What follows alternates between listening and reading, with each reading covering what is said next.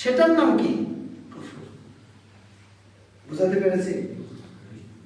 ইবনে হাজম রাহিমাহুল্লাহ বহু আগের মানুষ, তিনি আরো সহজ ভাষায় বলছেন যে فالكفر صفة لكل من جحد شيئا مما افترض الله تعالى الإيمان به। আল্লাহ রাব্বুল আলামিন যার উপর ঈমান আনয়ন দ্বারা ফরজ করে দিয়েছেন, এইরকম কোন বিষয়কে কেউ যদি অস্বীকৃতি জ্ঞাপন করে সেটার নাম কি? সেটার নাম? কারো কি বুঝতে সমস্যা হচ্ছে? আগে কুফরটা বোঝেন, তারপরে আপনার ভেতর আছে কি না, উপস্থিত আপনার মধ্যে এসেছে কিনা, আপনি নিজেই এটাকে জাজ করতে পারবেন, মানে বিচার করতে পারবেন যে আমি আসলে কুফরির মধ্যে লিপ্ত কি। তাহলে বোঝা যাচ্ছে যে ইসলামের যে কোনো বিষয়কে যদি আপনি মিথ্যারূপের সাথে অস্বীকৃতি জ্ঞাপন করেন,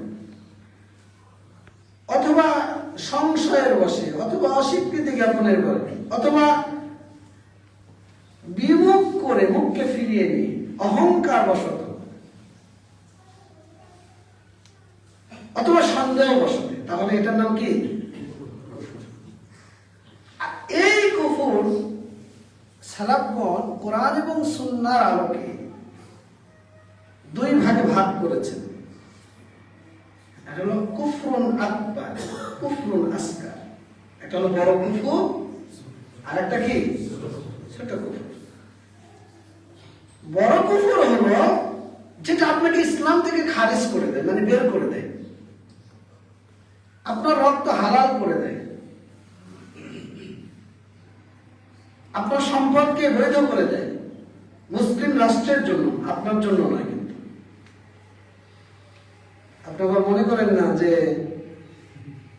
হাদি মারা গেছে, এখন আমি যাকে ইচ্ছে তাকে কুপাবো। আল্লাহ তার ভুল ত্রুটিগুলো ক্ষমা করে দিন, জান্নাতের মেহমান হিসেবে কবুল করুন। এই হক, এই মালিক আপনি। ইসলামী রাষ্ট্র ব্যবস্থা, এবং যে ব্যক্তি কুফরের সাথে সম্পৃক্ত হবে ওই ব্যক্তি চিরকাল চিরস্থায়ী জাহান্নামীদের দলভুক্ত।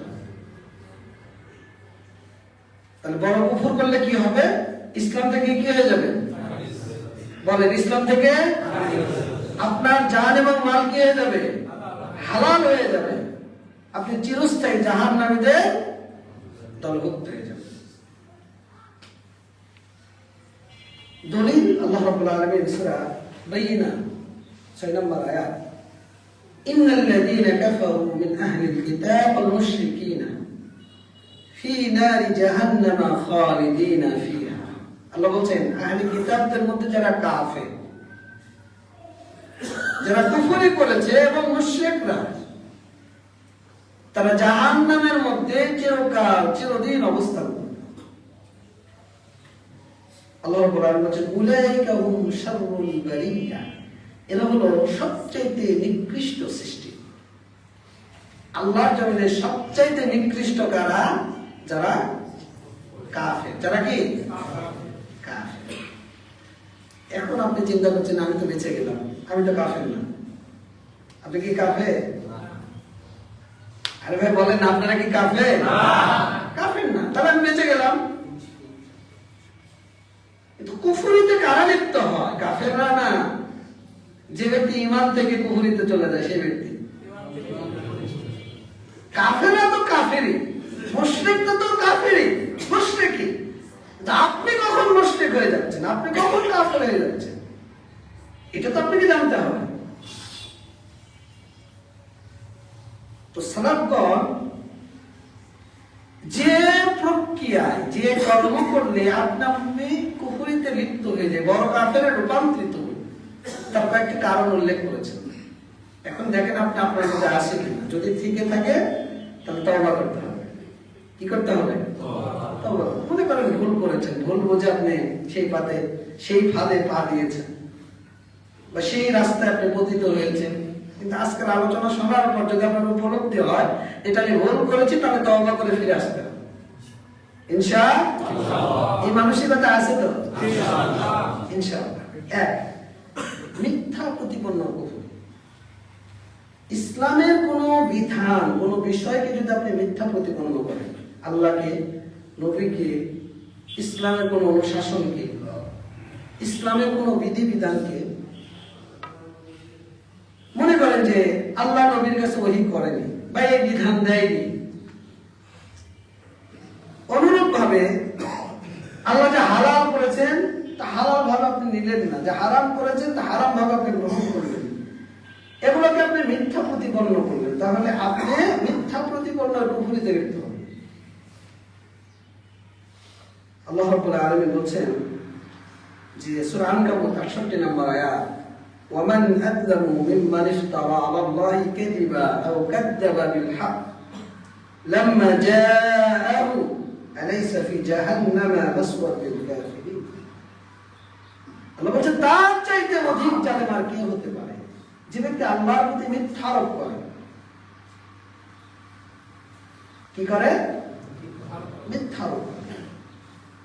আও কাযযাবা বিল হক লাম্মা জাআহু, অথবা সত্য আসার পরেও সেটাকে মিথ্যা প্রতিপন্ন করে। সত্য কি এসেছে না আসেনি? সত্য এসে গেছে, এই সত্য আসার পরে কেউ যদি এটাকে মিথ্যা প্রতিপন্ন করে, আল্লাহ বলছেন আলাইসা ফি জাহান্নাম মাসওয়াল লিল কাফিরিন, জাহান্নামে কি এই সব কাফিরদের আবাসস্থান নয়? তার মানে কি, যারা এটা করবে তাদের থাকার জায়গা কোথায়? জাহান্নাম। অর্থাৎ যারা রিসালাতকে অস্বীকার করবে, নবুয়তকে জানার পরেও গোপন করবে, মেনে নিতে চাইবে না, মেনে নিতে পারবে না, তারা এই কাতারের মধ্যে অন্তর্ভুক্ত হয়ে যাবে। এখন আপনি চিন্তা করেন যে আপনার মধ্যে এরকম কিছু আছে কিনা, আপনি ইসলামের কোন বিধিবিধানকে অস্বীকৃতি জ্ঞাপন করেন কিনা। আমাদের মধ্যে অনেকেই আছে যারা শরীয়তকে অস্বীকার করতে চায়, শরীয়ত আইন মানি না, এরকম অনেকে আছে না? তাহলে এই কুফরিতে সে লিপ্ত হবে। অনেকে আল্লাহর বিধানকে মেনে নিতে পারে না। আল্লাহ 4টা পর্যন্ত বিবাহের অধিকার, হক দিয়েছেন পুরুষের জন্য, কোন নারী যদি এটাকে অস্বীকৃতি জ্ঞাপন করে তাহলে এই কাতারে পড়বে। আল্লাহ আমাদের জন্য ইসলাম দিয়েছেন, জীবন ব্যবস্থা দিয়েছেন, কেউ যদি এই ব্যবস্থাকে, জীবন ব্যবস্থাকে অস্বীকৃতি জ্ঞাপন করে মানব রচিত বিধানকে তার জীবনের সবকিছু মনে করে, তাহলে সেই কাতারে পড়বে। 2, মনে বিশ্বাস রেখেও অহংকার বশত মুখ ফিরিয়ে নেওয়া।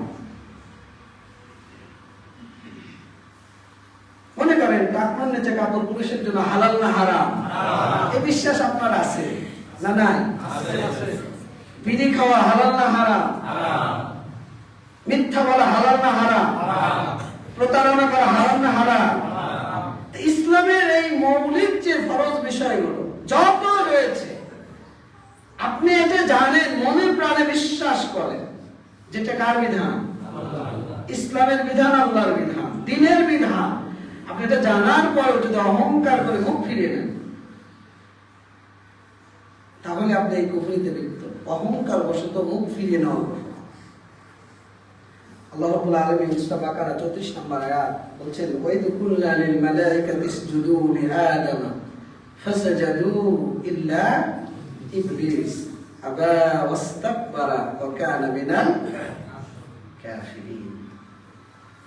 আল্লাহ রাব্বুল আলামিন যখন আদম আলাইহিস সালামকে সৃষ্টি করলেন, তো ফেরেশতাদেরকে আল্লাহ নির্দেশ দিলেন তোমরা আদমকে সিজদা করো।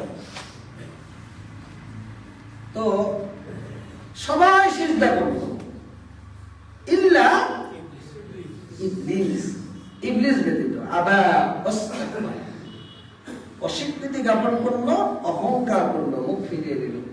মানে আমি আগুনের তৈরি আর আমি মাটির মানুষকে সিজদা করব?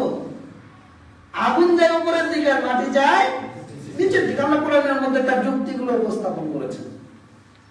তা আল্লাহ বললেন ওয়া কানা মিনাল কাফিরিন। সে কাফেরদের কি হয়ে গেল? দলভুক্ত হয়ে গেল। ইসলামের বহু বিষয় আপনার সাথে সম্পৃক্ত রয়েছে, আপনি জানার পরেও সেটা মানেন না। আছে না নাই? এখন আমি জানি না আপনার মধ্যে কি আছে, নারী এবং পুরুষ। আপনি পুরুষ মানুষ, দোতলায় মা বোনরা রয়েছে, আপনার মধ্যে কোনটা আছে এটা তো আমি জানি না, আপনিই জানেন। আপনি জানেন এটা ইসলাম। সালাত কার বিধান? এটা ফরজ না ফরজ না? আপনারা কি জানেন না জানেন না? আজকে ফজর এই মসজিদে 2 কাতার মুসল্লি হয়েছে, তাও পূর্ণ হয়নি। কথার কথা, আমি কিন্তু আজকে ফজর এখানে পড়েছি, আপনারা জানেন কি না? আপনি কি মসজিদে ছিলেন? এটা না জানেন। আমি কিন্তু এখানে আজকে ফজর পড়েছি, যে এখানে দাঁড়িয়েছিলাম। আপনি যদি এই সালাতকে ফরজ করে দিয়েছেন কে? আল্লাহ। এটা আপনাকে মানতে হবে, বাধ্য। আপনি হুশ যতদিন আছে, জীবন আপনার যতদিন আছে, 10 বছর বয়স থেকে মরা পর্যন্ত আপনি বাধ্য। এখন যারা সালাত পড়েন না, নিজেকে একটু প্রশ্ন করেন, যদি আপনি অহংকার বশত এটা জানার পরে মুখ ফিরিয়ে নেন, তাহলে আপনি এই কুফরিতে লিপ্ত। মা বোনরা যারা পর্দা করেন না, এটা ফরজ। ইসলামের এই বিধানটা জানার পরে যদি আপনি অহংকার বশত মুখ ফিরিয়ে নেন, তাহলে আপনি এই প্রকারের অন্তর্ভুক্ত। যেগুলো আল্লাহ হারাম করে দিয়েছেন, এটা জানার পরেও আপনি যদি মুখ ফিরিয়ে আপনার অভ্যাসে আপনি যদি অভ্যস্ত থাকেন, তাহলে আপনি এই প্রকারের অন্তর্ভুক্ত। সত্য জানার পরে আপনি কি করেছেন? মুখ ফিরিয়ে নিয়েছেন। আদমকে শুধু সিজদা করতে বলেছে, ইবলিস একটা অস্বীকার করেছে। আল্লাহ বলেন তুই কাফের হয়ে গেছিস। আর আমাদের জীবনে প্রত্যেকটা মুহূর্তে আমরা কতগুলো কি করি? আপনি কতটা করেন? আপনি নিজেকে প্রশ্ন করেন। 3, সন্দেহ সংশয় করুন। ইসলামের কোনো বিষয় নেই, কোনো বিধান নেই, যদি আপনার মধ্যে সন্দেহ থাকে, সংশয় থাকে, কিয়ামত হবে কি হবে না, জান্নাত আছে কি নেই, কবরে জবাব হবে কি হবে না, আখিরাতে জবাব দিতে আওতায় আসতে হবে কি হবে না, আল্লাহ কোথায় আছে কি নাই, অনেক বিষয় আছে না? আল্লাহ বলেছেন আর রহমান আলাল আরশি ইস্তাওয়া। আল্লাহ কোথায়? আল্লাহ কোথায় বলেছেন কে? আপনি কেন এটাকে অস্বীকার করলেন? অহংকার বশত জানার পরে আপনি বলছেন সর্বত্র আল্লাহ বিরাজমান, যে যত আল্লাহ তত আল্লাহ, নারীর মধ্যেও আল্লাহ, পুরুষের মধ্যেও আল্লাহ। নাউজুবিল্লাহ বলবেন না? এটা আমাদের এক শ্রেণী মানুষের আকীদা, সুফিদের আকীদা, যে নারীর মুক্তাঙ্গের মধ্যে আল্লাহ রয়েছে, পুরুষের মুক্তাঙ্গের মধ্যে আল্লাহ রয়েছে। আরে সবাই বলেন নাউজুবিল্লাহ। আকীদা আপনার জানা দরকার। আমাদের দেশে যারা নিজেদেরকে আমরা হানাফি দাবি করি, ইমাম আবু হানিফার অনুসারী মনে করি, ইমাম আবু হানিফা বলছে যে আল্লাহ আরশে রয়েছে, এটা যদি কেউ অস্বীকার করে কাফের, ফাকাদ কাফার। আপনি নিজেকে হানাফি দাবি করেন, আপনাকে যদি বলে আল্লাহ কোথায়, বলবেন সর্বত্র বিরাজমান। আল্লাহ বলার পরেও আপনি সন্দেহ করলেন কেন? আল্লাহ বলেছেন ইয়াদুল্লাহ, আল্লাহর হাত রয়েছে। আল্লাহ কিয়ামতের দিন আসবেন, আপনার সামনে আপনার সাক্ষাৎ দেবেন, আপনি কেন এটাকে অস্বীকার করলেন? আপনি কেন সন্দেহের মধ্যে থাকলেন? তো যে ব্যক্তি ইসলামের কোন বিধান নিয়ে, এটা জাস্ট একটা উদাহরণ কিছু দিলাম, এরকম বহু বিষয় রয়েছে। যদি আপনি সন্দেহের মধ্যে থাকেন, তাহলে আপনি সন্দেহ এবং সংশয়ের কুফরিতে লিপ্ত। আল্লাহ রাব্বুল আলামিন সূরা কাহাফ 35, 37, 38 নম্বর আয়াত বলছেন, ওয়াদাখালা জান্নাতাহু ওয়া যালিমুন লিনাফসি। একজন ব্যক্তিকে আল্লাহ উল্লেখ করলেন, সে নিজের উপর জালেম, সে তার বাগানে প্রবেশ করলো, বিশাল বাগানটা ফল ফলাদিতে ভরপুর। বাগানের মধ্যে প্রবেশ করে বলছে, ক্বালা মা আযুন্নু আন তাবিদা হাদি আবাদা। আমি ধারণা করি যে আমার এটা কখনো ধ্বংস হবে না। ওয়া মা আযুন্নু সাআতা কায়িমা। আর কিয়ামত কখনো সংঘটিত হবে না, এটা আমি এটাও ধারণা করি। ওয়ালাইন রুদিতু ইলা রাব্বি লাআজিদান্না খায়রাম মিনহা মুনকালাবা। যদি হয়েও যায়, আমার সন্দেহ যে হবে না, যদি এরপরে হয়েও যায়, তাহলে আল্লাহর কাছে আমি আশা করছি আল্লাহ এর চাইতে ভালো কিছু আমাকে দেবেন।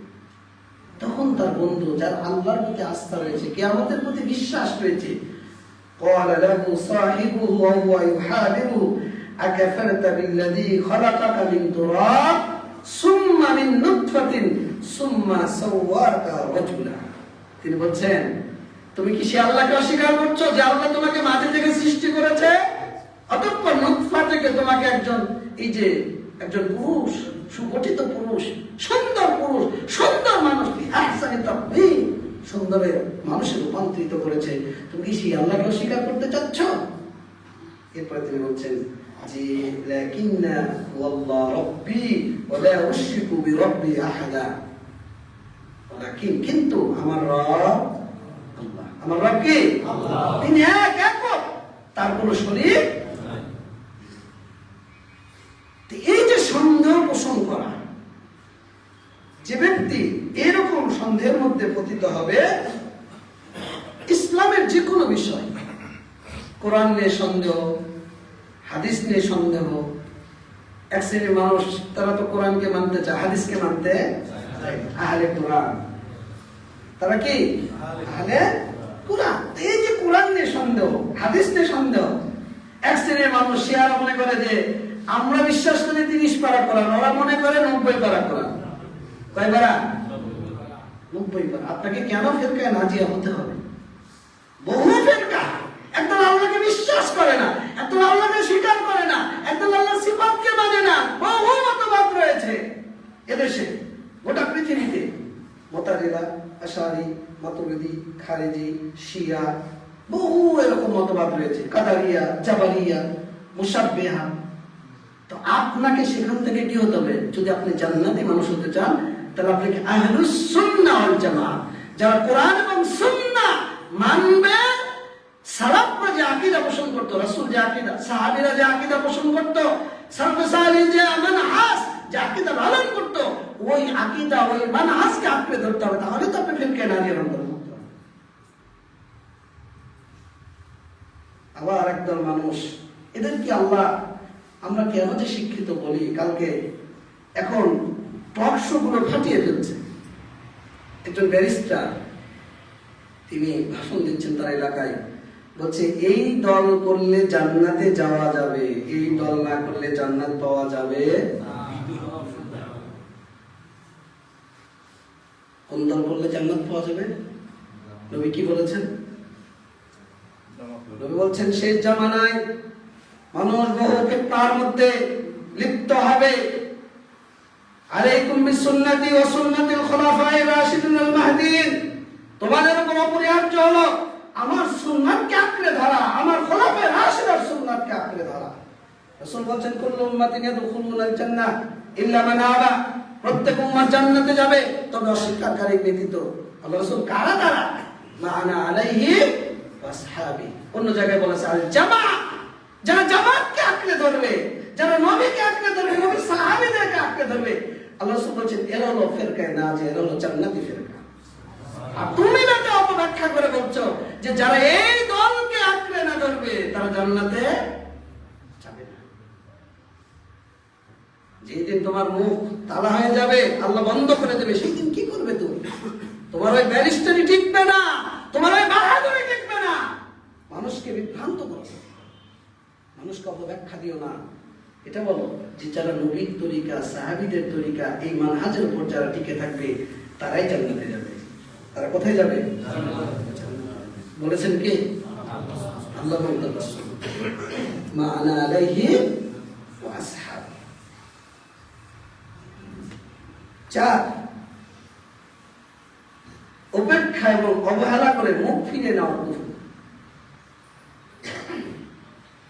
ইসলামের যে কোনো বিধি নিষেধকে যদি আপনি উপেক্ষা করেন, অবহেলা করেন, সালাত পড়েন না, যাকাত দেন না, সিয়াম পালন করেন না, ইবাদত বন্দেগী করেন না, প্রতিবাদ করেন না, প্রতিবাদ মানে সত্য কথা বলেন না, প্রতারণা করেন, ঠকবাজি করেন, ইসলামের যে অনুশাসন, ইসলাম যদি আপনাকে বলে বা একটা হালাকার ব্যবস্থা করে একটা জিকিরের ব্যবস্থা করে আপনি সেখান থেকে মুখ ফিরিয়ে নেন। কিন্তু সেখানে যদি ভারতের কোনো টপ গায়ক গায়িকা পতিতাদের বা পাকিস্তানের, এখন তো প্রেক্ষাপট চেঞ্জ হয়ে গেছে, আগে আসতো ভারত থেকে, এখন আসে কোথা থেকে? পাকিস্তান থেকে। কিন্তু যারা ইসলামের কথা বলে, যখন ডক্টর জাকির নায়েক আসার কথা আসলো যে উনি আসবেন, তখন এই মোল্লারাই বাধা হয়ে দাঁড়ালো। ও মোল্লা, তোমাদেরকে বলতে চায়, যখন ভারত থেকে পতিতা আসে তখন তোমাদের ইমান কোথায় যায়? যখন পাকিস্তান থেকে বেশ্যারা আসে তখন তোমার ইমান কোথায় যায়? যারা সত্য হক মানুষকে জান্নাতের দিকে ধাবিত করতে চায়, এই মানুষগুলোকে যখন কেউ আনতে চায় কোন প্রোগ্রাম সেট করে, তখন তোমরা বাধা হয়ে দাঁড়াও কেন? জবাব দিতে পারবে? ইসলামের বিধান থেকে যারা মুখ ফিরিয়ে নেয়, অবহেলা করে, অলসতা করে, তারাই কাতারের অন্তর্ভুক্ত। আল্লাহ রাব্বুল আলামিন বলছেন সূরা আহকাফ 3 নম্বর আয়াত, ওয়াল্লাযীনা কাফারু আম্মা উনযিরু মুরিদুন। আর কাফিররা যে বিষয়ে তাদেরকে সতর্ক করা হয়েছে তা থেকে তারা মুখ ফিরিয়ে নেয়। আপনাকে যদি আমি ডাকি, ভাই আসেন সালাত পড়ি, ভাই পড়বো, জান আসছি, ও আসবে, আবার বলবে যে সালাত না পড়ি আমার ঈমান ঠিক আছে। আছে না নাই সমাজে? আছে তো? এই শাহপাড়ার মুসল্লিরা আপনার অনেকে বাইরে থেকে আসেন। আজকে ইমাম সাহেব আপনাদেরকে ডাকিনি, আসসালাতু খায়রুম মিনান নাওম। কে কে শুনেছেন? হাত তোলেন তো। এতগুলো মানুষ, মাত্র এই কয়জন শুনেছেন, অথচ আপনার উচিত কি ছিল? আচ্ছা বলেন তো, ওই ফজরের সময় যদি আপনার গাড়ি থাকতো যে আলহামদুলিল্লাহ আপনি ইমার্জেন্সি চিকিৎসার জন্য, বা আমাদের ডক্টর ইউনূস সাহেব ডেকেছে আপনাকে যে আজকে তোমাকে সাক্ষাৎ দেব, ঠিক তোমাকে সকাল 9টায় আমার রুমে আসতে হবে, অথবা ধরেন কোন দলের নেতা আপনাকে ডেকেছে, আপনাকে নমিনেশন দেবে, আপনি কি ঘুমাতে পারতেন? সত্যি করে বলবেন, পারতেন? তার মানে বুঝতে হবে যে আপনি ইসলামের এই বিধানটাকে উপেক্ষা করে চলছেন। প্রত্যেক দিন ফজর ইমাম আপনাকে ডাকছে, আসসালাতু খায়রুম মিনান নাওম, আসসালাতু খায়রুম মিনান নাওম, হাইয়া আলাস সালাহ, হাইয়া আলাল ফালাহ। সালাতের জন্য আসুন, কল্যাণের দিকে আসুন। ঘুমের চেয়ে সালাত উত্তম। আপনি একদিন মিস হতে পারে, 2 দিন মিস হতে পারে, অকারণে, অলসতায় নয়। কিন্তু যদি আপনি অলসতায় মুখ ফিরিয়ে নেন যে আমি এটা করবো না, মানবো না, যতই ডাকুক আমি যাব না, তাহলে এই কাতারের মধ্যে আপনি পড়ে যেতে পারেন। পড়ে যাবে। প্রত্যেক দিন মুসল্লি, প্রত্যেক দিন মুয়াজ্জিন ইমাম সাহেব আপনাকে সালাতের জন্য ডাকছে।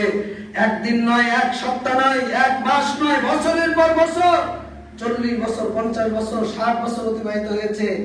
আপনি যখন মরে যাচ্ছেন তখন আপনার লোকজন মাইকিং করে আপনার সালাত পড়ার জন্য ডাকছে। আপনার হুঁশ হয় না? লজ্জা হয় না?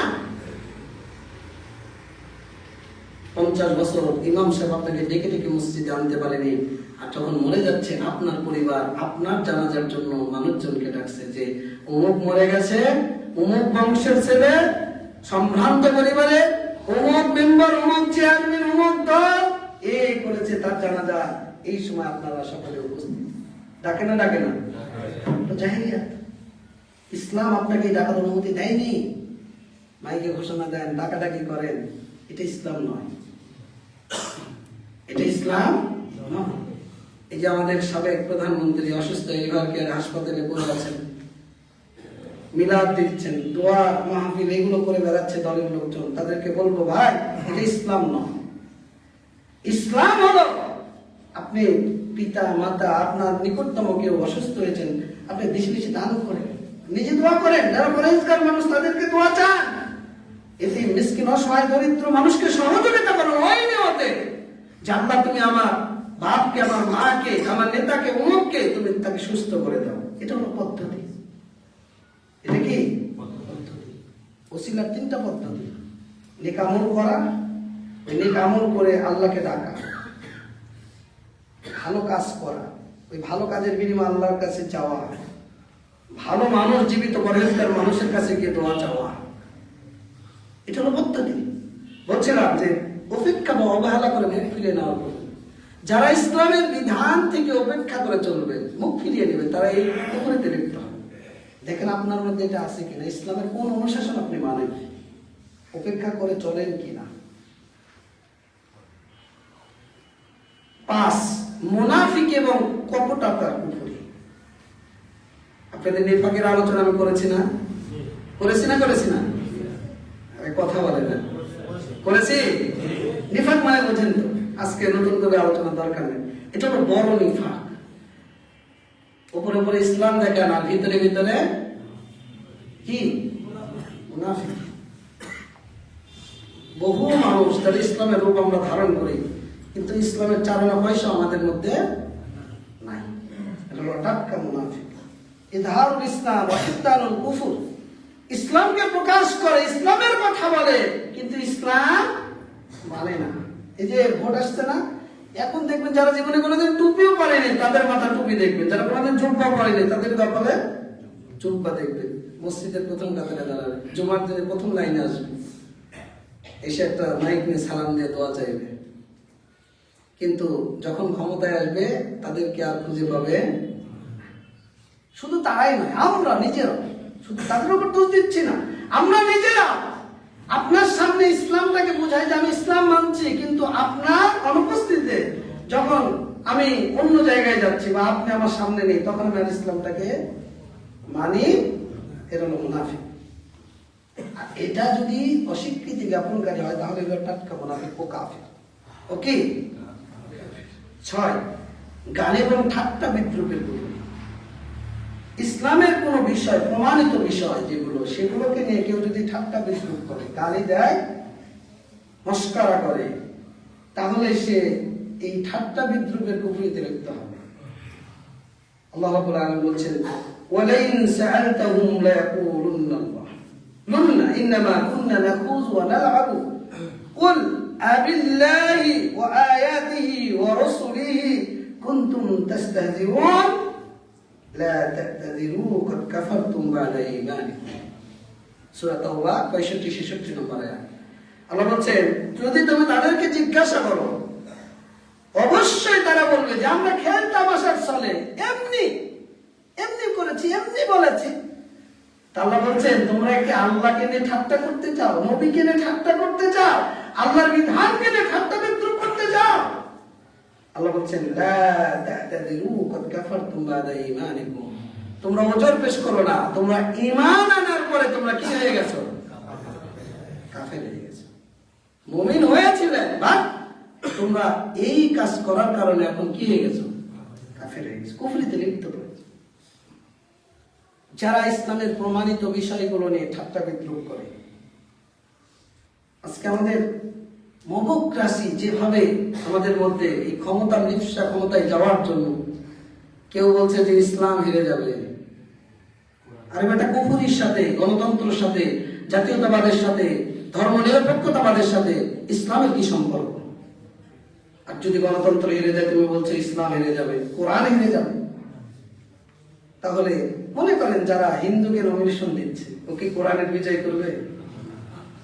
আরে বলেন না, কোরআনের বিজয় করবে? ঠাট্টা মস্করা কেন ইসলামকে নিয়ে? কে বলছে আমার জন্য আল্লাহ সূর্যকে দাঁড়িয়ে রাখবে? গত পরশু দিন ওই ব্যক্তি বলেছে যে আল্লাহ আজকে আমার জন্য বৃষ্টি বন্ধ করে দিয়েছে।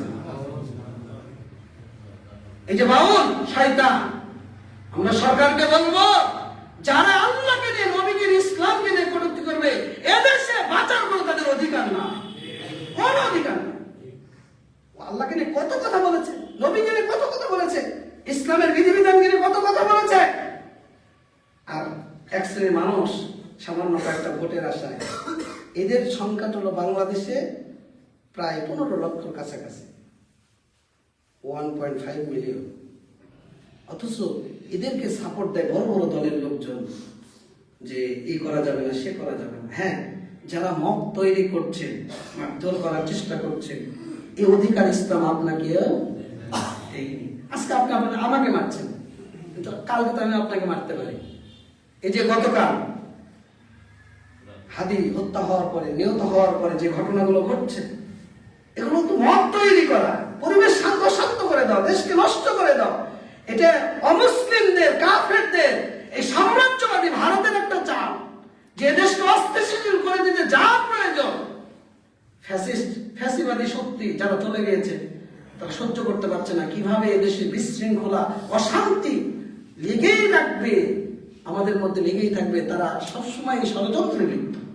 তা আপনার তো অধিকার নাই যে কারো বিল্ডিং ভাঙচুর করা, তবে সরকারের উচিত যে এই মত তৈরির পরিবেশ আপনি তৈরি করছেন কেন? এদেশের মানুষ নিরাপত্তা চায়। এদেশের আমার ট্যাক্স দিয়ে এদেশের সরকার চলে, রাস্তাঘাট চলে। প্রত্যেকটা মানুষের মৌলিক অধিকার তার জীবনকে, তার সম্পদকে, তার আলকে, তার মালকে রক্ষা করা। যেভাবে ইচ্ছা মানুষ মারবে আর সরকার তুমি নীরব হয়ে থাকবে। যদি দায়িত্ব যথাযথ পালন করতে না পারেন তাহলে দায়িত্ব ছেড়ে দেন, ব্যর্থতা নিয়ে ছেড়ে দেন। আমার দ্বারা সম্ভব নয়, যারা যোগ্য তাদেরকে বসান।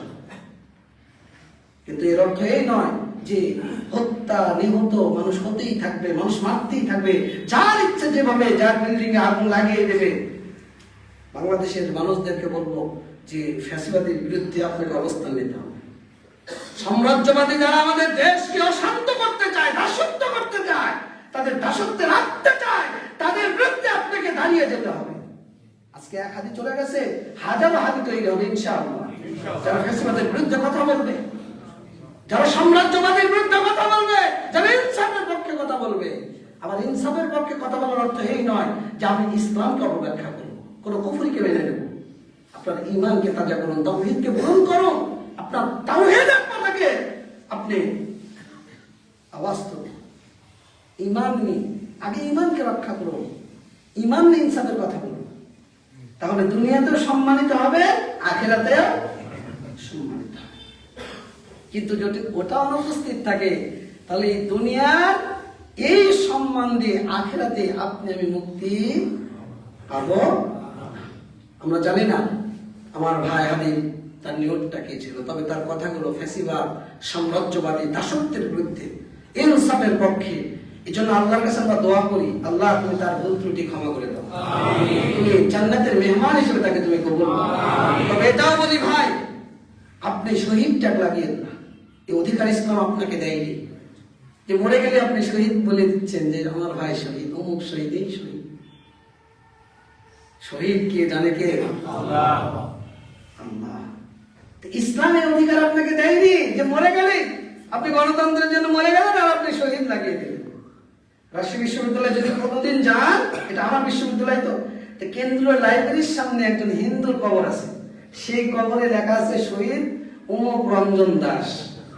যদি কোনোদিন যান, কেউ যদি রাজশাহী বিশ্ববিদ্যালয়ে পড়ে থাকেন তাহলে জানবেন। আর যদি না জানেন, কোনোদিন যদি যান, তো প্রধান যে ফটো কেন্দ্রীয় লাইব্রেরির, তার সামনে যে কবরটা দেখবেন যে শহীদ অমুক অমুক। মানে হিন্দুর সামনে কি পাপের সম্পদ যে আমি শহীদ লাগিয়ে দিলাম। আল্লাহ আমাদেরকে এই আকীদা লালন করা থেকে আল্লাহ হেফাজত করুন। আমি বলতে পারি না আমার ভাইকে শহীদ, তবে আমি শহীদের জন্য দোয়া করতে পারি যে আল্লাহ তুমি তাকে শহীদ হিসেবে কবুল করো। বলেন আমিন। এই যে ঠাট্টা বিদ্রুপ করা ইসলামকে নিয়ে, ইসলামের বিধিবিধানকে নিয়ে, ঘৃণা, অপছন্দের কুফর। আপনি যদি ইসলামের কোন বিধানকে ঘৃণা করেন, অপছন্দ করেন, পছন্দ অপছন্দের বিপরীত, ভালোবাসা ঘৃণার বিপরীত, এটাকে বুঝেন। আচ্ছা, যারা ফ্যাসিবাদ দূর হয়েছে, যারা বিদায় নিয়েছে, পালিয়ে গেছে, আপনার বিরোধী, আপনাকে যদি এখন বলি সাবেক ফ্যাসিবাদ যিনি কায়েম করেছেন তার একটু প্রশংসা করেন, আপনি করবেন? করবেন? তার মানে কি আপনি তাকে ঘৃণা করেন? করেন না? করেন না? ঘৃণা করেন, তার প্রতি আপনার ভালোবাসাটা নাই। আপনি একটা দল করেন, আপনাকে যদি তার বিরোধী দল সম্পর্কে, নেতা নেত্রী সম্পর্কে বলি যে তার একটু প্রশংসা নাকি করেন, তো আপনি করবেন? আপনার মনে করেন একটা সমাবেশ, আপনি এমপি পদপ্রার্থী, বেড়াতে আসছেন, আপনার এমপি হওয়ার একটা যাত্রা নেই, আপনি একটা দলের কান্ডারি, আর তার বিরোধী দলের যদি আপনার সমাবেশটাকে আপনাকে বলা হয় তারই প্রশংসাতে আপনি আপনার বক্তব্য শেষ করতে করবেন? তার মানে কি, যার প্রতি আপনার ভালোবাসা আছে তার প্রতি আপনার ঘৃণা থাকবে না। আর যার প্রতি আপনার ভালোবাসা নেই তার প্রতি আপনার ভালোবাসা আসবে না। ঠিক না বেঠিক? ঘৃণা এবং অপছন্দের কুফরি, এটা হলো ইসলামের কোন বিধান, নবীর কোন বিধানকে যদি আপনি অপছন্দ করেন, ঘৃণা করেন, তাহলে আপনি এই কুফরিতে লিপ্ত। আল্লাহ রাব্বুল আলামিন বলেন, যালিকা বিআন্নাহুম কারিহু মা আনজালাল্লাহ ফাআহবাতা আমালাহুম। তাই এজন্য যে আল্লাহ যা নাজিল করেছেন তারা তা অপছন্দ করে, অতএব তিনি তাদের আমল সমূহ বিনষ্ট করে দেন। যারা আল্লাহর নাজিলকৃত বিধানকে অপছন্দ করে, আল্লাহ তাদের আমলকে কি করে দেবেন? বিনষ্ট করে দেবেন। তো আল্লাহ আল-ইয়াউমা আকমালতু লাকুম দীনাকুম ওয়া আতমামতু আলাইকুম নি'মাতি, আল্লাহ তার দিনকে পূর্ণ করেছেন না করেননি? কোন বিষয়ে আল্লাহকে অসম্পূর্ণ রেখেছেন না রাখেননি? সন্দেহ আছে? কথা বলছেন না কেন? আপনার ব্যক্তি জীবন, বৈশ্বিক জীবন, পারিবারিক জীবন, সামাজিক জীবন, রাষ্ট্রীয় জীবন, রাজনীতি, অর্থনীতি, সমাজনীতি, আল্লাহ আপনার জন্য বিধান দিয়েছে না দেয়নি? ইত্তাবিউ মা উনজিলা ইলাইকুম মির রাব্বিকুম, আল্লাহর পক্ষ থেকে না নাজিল হয়েছে সেটা অনুসরণ করো। হে নবী, আল্লাহ যা নাজিল করেছে তুমি সে অনুযায়ী তাদেরকে ফায়সালা করে দাও। আল্লাহর বিধানকে বাদ দিয়ে যদি আপনি কোন তন্ত্র মন্ত্র,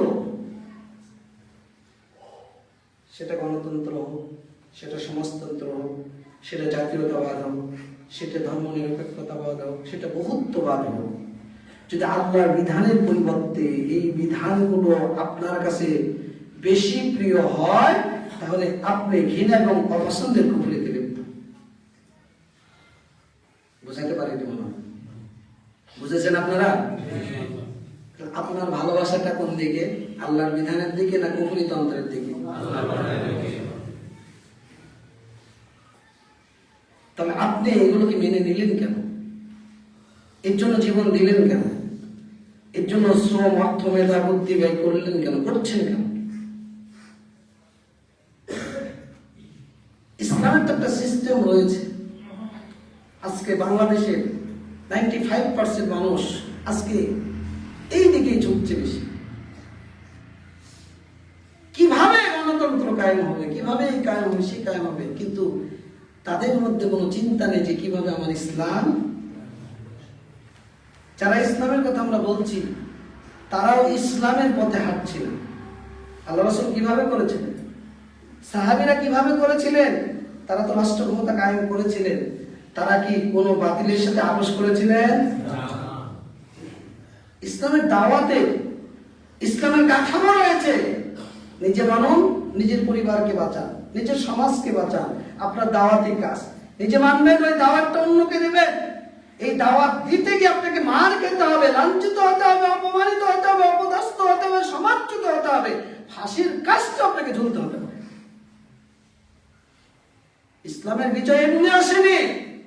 নবী মার খেয়েছেন, রক্তাক্ত হয়েছেন, হত্যা করার ষড়যন্ত্র হয়েছে, নিজের পরিবারে থাকতে পারেননি, সমাজে থাকতে পারেননি, নিজের দেশে থাকতে পারেননি, অন্য ভিন দেশে ভিন শহরে তাকে হিজরত করতে হয়েছে, সাহাবীদেরকে জীবন দিতে হয়েছে। তবুও তারা ঈমান থেকে, দাওয়াত থেকে পিছপা হয়নি।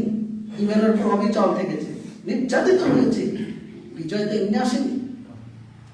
আপনি আমি কেন বাতিলের সাথে আপোষকামিতা নেই, আপোষ করার চিন্তা নেই, ইসলাম কায়েমের চিন্তা করি কিভাবে?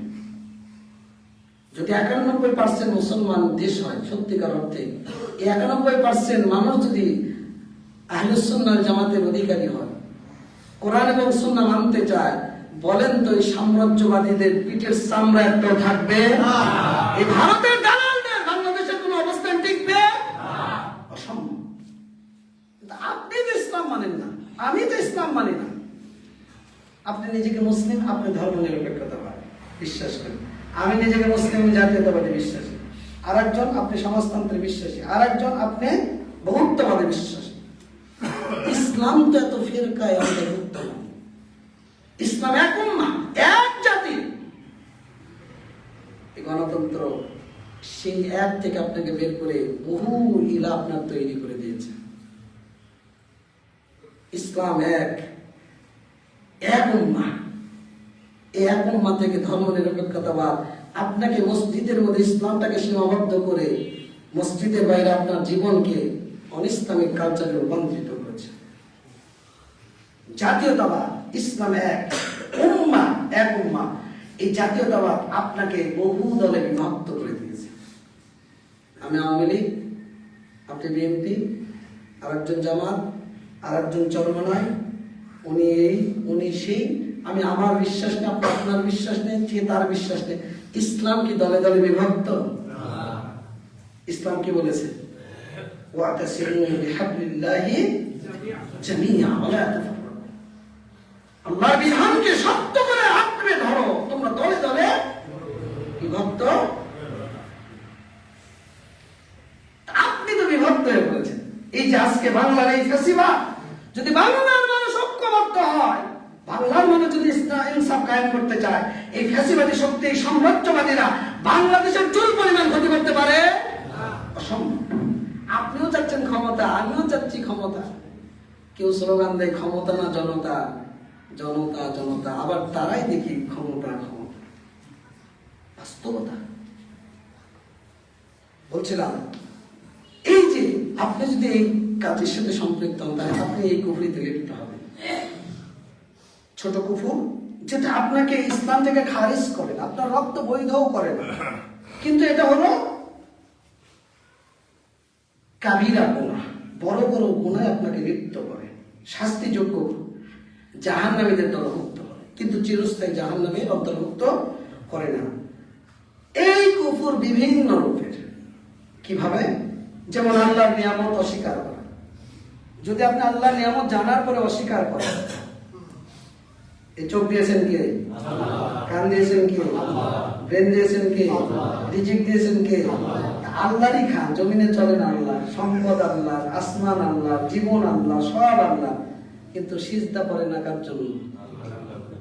খাওয়ার পরে দোয়া করেন না, শুকরিয়া আদায় করেন না। এই যে নিয়ামতের অস্বীকৃতি জ্ঞাপন করে, এটা একটা কুফরি। দুই, মুসলিম ভাইকে হত্যা করার পরিকল্পনা করা। একটা স্বাধীন দেশে আমরা বসবাস করি, কিন্তু আমাদের জীবনের কোনো নিরাপত্তা। আপনি যদি আপনার ভাইকে হত্যা করার পরিকল্পনা করেন, আপনার এলাকাতেও তো ঘটেছে, এই কিছুদিন আগে গাড়ি বহরে হামলা হয়নি, গুলি করেছিল না? কোন জায়গায়? সাথিয়াতে, তাই না? সাথিয়াতে। জীবন কি খেলতামাশা? ইসলাম তিনটা বিষয় ছাড়া আপনার হত্যাকে বৈধ করে না। আপনি কাফের মুরতাদ হয়ে গেছেন, ইসলাম আপনার জীবন নেবে। আপনি জেনা করেছেন, বিবাহিত নারী পুরুষ, ইসলাম আপনার জীবন নেবে। আপনি কাউকে হত্যা করেছেন, হত্যার পরিবর্তে হত্যা। বাংলাদেশে যদি সুশাসন থাকতো, আইনের বাস্তবায়ন থাকতো, ইসলামের বিধিবিধান, আমরা সরকারকে বলবো অন্তত বিচার ব্যবস্থা, ইসলামের যে বিধি রয়েছে, বিধিনিষেধ রয়েছে, চুরি করলে হাত কেটে দেন, জেনা করলে পাথর মেরে হত্যা করে, রাতারাতি হত্যা করলে হত্যার পরিবর্তে হত্যা করে। আমার ভাই হাদিকে গুলি করা হয়েছে, একটা বুলেট, যদি হত্যাকারীকে পান, ওই বুলেটটা ওর মাথায় ঢুকিয়ে দেন। এটা হলো কিসাস। এটার নাম কি? আপনার ঠ্যাং ভেঙে দিয়েছে, যে ভেঙে দিয়েছে ওর ঠ্যাংটা ভেঙে দেন। চোখ ফুটা করে দিয়েছে এই ফ্যাসিবাদ সরকার, যাদের চোখ অঙ্গহানি করেছে, এদেরকে ঘরে ধরে চোখ ফুটা করে দেন, হাত কেটে দেন, পা ভেঙে দেন, ওকে মানে বিকলঙ্গ করে মাটিতে ফেলে রাখেন। আর যে জীবন নেচর, জীবনটা নিয়ে নেন। যদি এই নীতি বাস্তবায়ন থাকতো, বাংলাদেশের মানুষ নিরাপত্তাহীনতায় ভুগত না। এটা ইসলাম। ইসলামী দল করেন, আমিও করি, আপনিও করেন, কিন্তু এই ইনসাফের কথা তো কখনো বলেন না। ইসলামী খেলাফত কায়েম করতে হবে, এই কথা তো কখনো বলেন না। বলি না আমরা, কেন? কিসের আমাদের ভয়? ক্ষমতা হারাবো, ক্ষমতায় যেতে পারবো না? জি না, আপনাদেরকে বলছি, আসুন ইনসাফের কথা বলেন, তাওহীদের কথা বলেন। যেই দিন এদেশে তালিমার পতাকা উত্তীর্ণ হবে, যেই দিন এদেশে তাওহীদের পতাকা উত্তীর্ণ হবে, বাতিলরা তাদের কাপড়কে খুলে তারা দৌড় দিয়ে পালাবে ইনশাআল্লাহ। কিন্তু ইসলামের অপব্যাখ্যা করলে ইসলামেরই ক্ষতি হবে।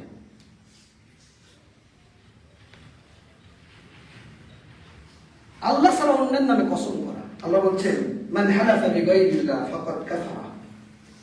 যে ব্যক্তি আল্লাহকে বাদ দিয়ে অন্য কারো হলফ করলো, সে কুফরি করলো। সমাজে মা বোনরা আপনাদেরকে বলছে, এমনিতে হঠাৎ করে সন্তানের হাতে মার দিয়ে, মায়ের কসম করে আমাদের সমাজে আছে না? এগুলো কুফরি। আবার এখন করে নতুন করে তৈরি হয়েছে, সন্তানের হাতে হাত দিয়ে সন্তানের কসম নিয়ে বলছে ভোটটা কিন্তু দিতে হবে। এগুলো কুফরি। রাসূল বলছেন, আল্লাহ বলছেন, নিজ পিতা ব্যতীত অন্য কাউকে যদি আপনি পিতা সম্বোধন করেন তাহলে আপনি কুফরিতে লিপ্ত। এগুলো হলো আমলগত কুফরি, মানে কাবিরা গুনাহ। কারো বংশ অপবাদ দেওয়া, কারো মৃত্যুতে বিলাপ করা। এই যে কালকে যেটা ঘটছে সারা রাত ধরে ঢাকার মানুষগুলো অনিশ্চয়তায় জীবনযাপন করছে, অনিশ্চয়তায় জীবনযাপন করছে। আপনি যার বিল্ডিং এ আগুনটা দিলে, ও ছাত্র ভাই তোমাকে বলছি সে অপরাধী, কিন্তু তুমি আগুন দেওয়ার মালিক নয়। ছাত্রদেরকে উপদেশ দিতে চাই, কিছু বলতে চাই, যারা ফ্যাসিবাদ, যারা আধিপত্যবাদ, যারা ভারতের দালাল দাস, যারা সাম্রাজ্যবাদীদের দালাল, তোমরা তাদেরকে লিস্ট করো কারা কারা, তাদের কাছে যাও, নাসিহা করো, বোঝাও। যদি না বোঝে সরকারকে বলো, সরকার তাদের পদক্ষেপ নেবে। যদি সরকার না নেয় তা সরকারের কাছে গিয়ে নাসিহা করো। কিন্তু ইচ্ছা হলে এর বাড়ি ভাঙবে, ওর বাড়ি ভাঙবে, জ্বালিয়ে দেবে, পুড়িয়ে দেবে, মাতম করবে, আমার ভাই মরে গেছে এই জন্য আমি দেশকে অস্থিতিশীল করবো, অশান্তি তৈরি করবো, এটার নাম ইসলাম? এই যে বিলাপ করা, ভাই মরে গেছে, স্বামী মরে গেছে, কাপড় টাপড় ছিঁড়ে একদম অস্থির, মনে হচ্ছে ভাই ফিরে আসবে। আমাদের সমাজে আছে না এরকম? আমরা দেখেছি ছোটবেলায় অনেক বাবা মারা গেছে তো মেয়েরা অস্থির, কাঁদতে কাঁদতে একদম কোথায় কাপড় আর কোথায় জোট কোনো ঠিক ঠিকানা নেই। এই যে বিলাপ, এই যে শিয়ারা আলী রাদিয়াল্লাহুকে নিয়ে, হাসান হুসাইনকে নিয়ে যেভাবে বিলাপ করে, ওদের যে কি দিবস আছে, কারবালার দিবস, এই যে এগুলো হারাম, নিষিদ্ধ। তা আমরা মুসলমানের বাচ্চা, আমরা কেন এই আকীদা লালন করব? একটা শান্ত দেশকে অশান্ত কেন করব? এখানে তৃতীয় পক্ষ কাজ করবে, তৃতীয় পক্ষ অশান্তি তৈরি করবে, আগুন জ্বালিয়ে দেবে। যে জল বাংলাদেশ, আমরা একটু দেখি। আমাদেরকে এগুলো থেকে বিরত থাকতে হবে। মানুষের অনুগ্রহ অস্বীকার করা। আপনার প্রতি কেউ যদি দয়া করে, অনুগ্রহ করে, তাহলে শুকরিয়া আদায় করুন। যে মানুষের শুকরিয়া আদায় করে না, সে আল্লাহর শুকরিয়া আদায়। আপনি একজনের অধীনে চাকরি করেন, আপনি অসহায়, আপনাকে 2 টাকা 5 টাকা 10 টাকা বা আপনাকে একটা পরামর্শ দিয়ে সহযোগিতা করেছেন, চিরদিন কৃতজ্ঞ থাকুন, চিরদিন। কারণ আপনি যদি তার শুকরিয়া আদায় করেন, শুকরিয়া আদায় হবে কার? আল্লাহ। এই শুকরিয়া যারা করে না, অকৃতজ্ঞ, এরা হলো আমলগত কুফরিতে লিপ্ত। তো যারা আল্লাহর বিধান সত্য জানার পরে জাগতিক কারণে, প্রবৃত্তির তাড়নায় যারা নিজেদের মন গড়া বিধান দিয়ে বিচার ফয়সালা করে, ওয়ামান লাম ইয়াহকুম বিমা আনজালাল্লাহ ফাউলাইকা হুমুল কাফিরুন, আমলগত কুফর। এই কুফরিতে যারা লিপ্ত হবে তাদের পরিণাম ভয়াবহ। দুনিয়াবি জীবনে তাদের জন্য অশান্তি, অস্বস্তি, লাঞ্ছনা, গঞ্জনা, অপমান, অপদস্থ। আর আখিরাতে তাদের জন্য আল্লাহ কঠিন আযাব, শাস্তি তাদের জন্য নির্ধারণ করেছে। এরা হলো সৃষ্টি জীবের সবচেয়ে নিকৃষ্ট সৃষ্টি। আল্লাহ বলছেন, ইন্না শাররাদ দাওয়াবি ইনদাল্লাহ আল্লাযীনা কাফারু। সবচেয়ে নিকৃষ্ট সৃষ্টি হলো যারা কাফের, যারা কুফরি করে। আল্লাহ বলছেন, লাহুম আযাবুন ফিল হায়াতিদ দুনিয়া ওয়া আযাবুল আখিরাহ আশাদ। দুনিয়াতে এদের জন্য আযাব, আখিরাতে তো আছে। আখিরাতে এর চাইতে কি হালকা না বেশি? বেশি। যারা করেছে যাব তাদের দিকে একটু খেয়াল করেন, দেখেন তাদের লাঞ্ছনা, অপমান, অপদস্থ হওয়ার বিষয়গুলো। দুনিয়াতে যারা এইরকম আল্লাহর বিধানকে অস্বীকার করেছে, আল্লাহ তাদেরকে দুনিয়াবি জীবনে ধ্বংস করে দিয়েছে। নূহ আলাইহিস সালামের জাতিকে আল্লাহ ধ্বংস করেছে না করেনি? নমরুদকে আল্লাহ ধ্বংস করেছে না করেনি?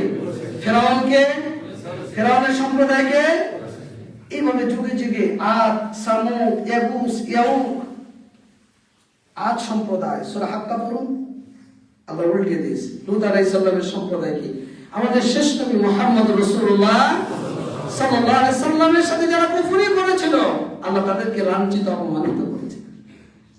আপনি যদি করেন, আপনাকে আল্লাহ সম্মান করবে? আল্লাহ করবে না। আর আখিরাতে কিয়ামতের দিন এদের কি অবস্থা হবে? আল্লাহ দুনিয়াবী জীবনে আপনি বহু ভালো কাজ করেছেন, রাস্তাঘাট করে দিয়েছেন, মানুষের সহযোগিতা করেছেন, উপকার করেছেন, কিন্তু ইসলাম মানেননি। যেটা রাজনীতিবিদদের বলতে চাই, যারা আছেন রাজনীতি করেন, যারা এই মাইকের আওয়াজ যতদের যাবে, তারা অনলাইনে অফলাইনে দেখবেন, তাদের জন্য বলছি, আপনি দুনিয়াবী জীবনে বহু কাজ করলেন, মানুষের উপকার করলেন, রাস্তাঘাট করে দিলেন, কলকারখানা চাকরির ব্যবস্থা করলেন, কিন্তু আপনার ঈমান নেই। আল্লাহ রাব্বুল আলামিন বলেন হাবাআন মানসুরা। ছাই আছে, ছাই দেখেছেন? ছাই দেখেছেন? তো ছাই যদি হাতের মুঠোয় নেন, আপনি বাতাসে ছেড়ে দেন, ছাই কি থাকবে না, উড়ে যাবে? তা আল্লাহ এই দুনিয়াবী ভালো কাজগুলো এইভাবে আপনার উড়িয়ে দেন।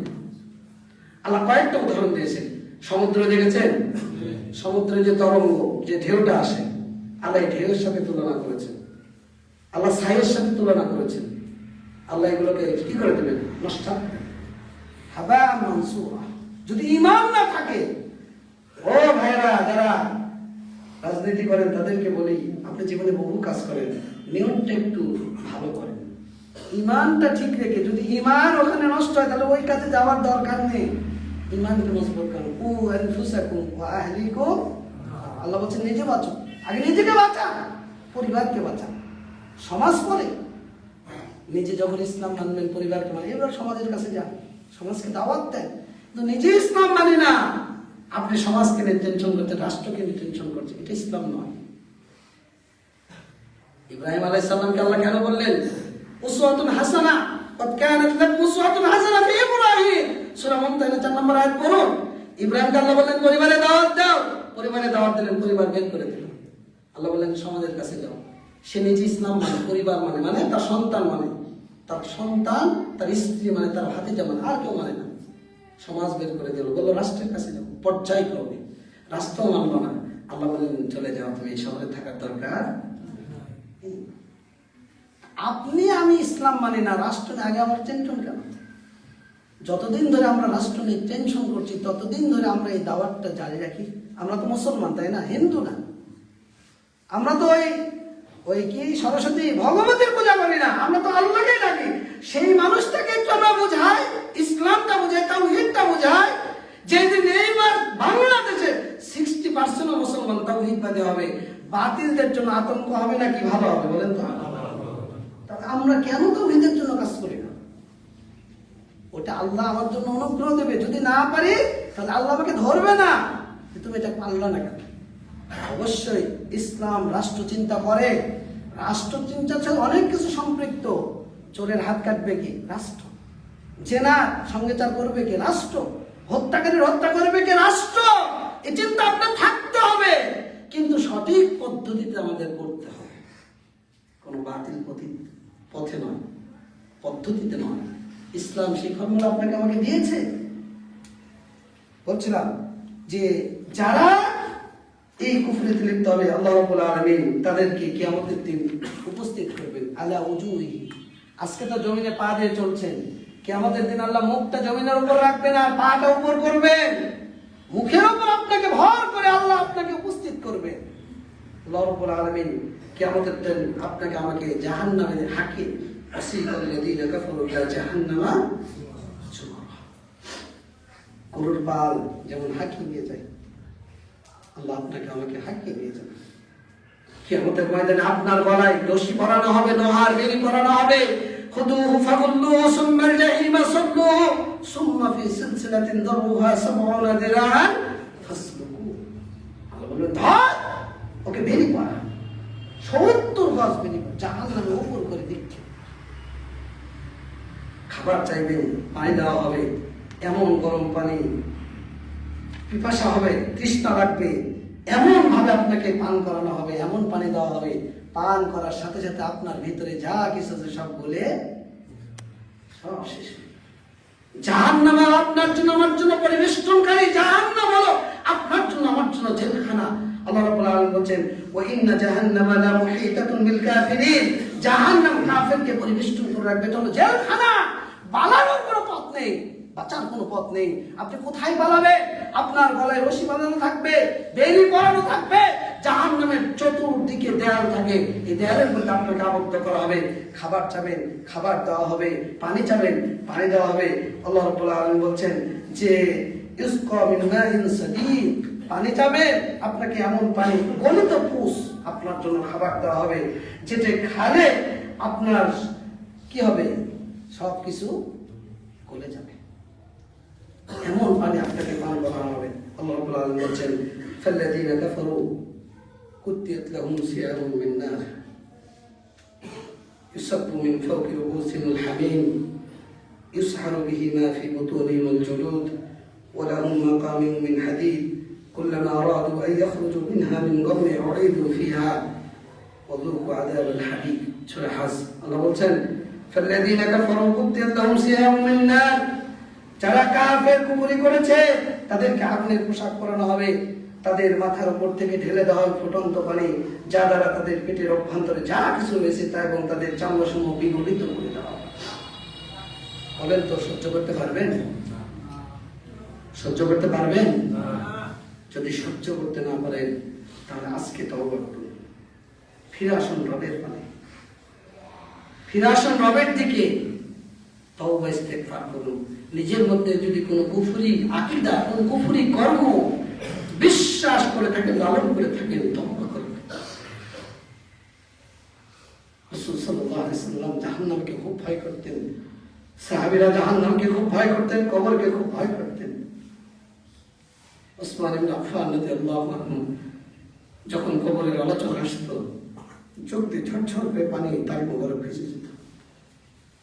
ওসমান রাদিয়াল্লাহু আনহুকে জিজ্ঞাসা করা হলো যে আপনার জাহান্নামের আলোচনা করা হয়, জান্নাতের আলোচনা করে, আপনার চোখ দিয়ে পানি বের হয় না, যখন কবরের কথা বলা হয় তখন আপনার চোখ দিয়ে ঝরঝর করে পানি পড়ে। তিনি বলছেন কবর হলো জান্নাতের প্রথম মঞ্জিল, যে ব্যক্তি কবরে নাজাত পাবে বাকি মঞ্জিলগুলো তার জন্য সহজ হয়ে যাবে। একজন তাবিবিদ্দান সুফিয়ান ইবনে সাউরি ঘুমের মধ্যে আতঙ্কে চিৎকার দিয়ে উঠতেন, জাহান্নামের ভয়ে।